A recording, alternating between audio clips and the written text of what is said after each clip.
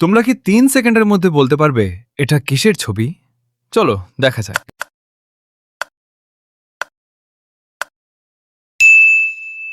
এটা ছিল একটা বানরের ছবি।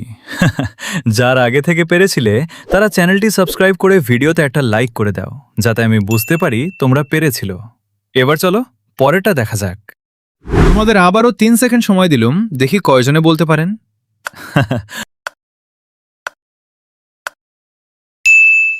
এটা ছিল একটা হরিণের ছবি, যা খুব সহজে বোঝা যাচ্ছিল। এবার চলো পরেরটা দেখে আসি। এবার এটা একটু কঠিন হতে পারে, কিন্তু যাদের চোখ ভালো এবং মাথায় বুদ্ধি আছে তার সহজেই বলতে পারবে।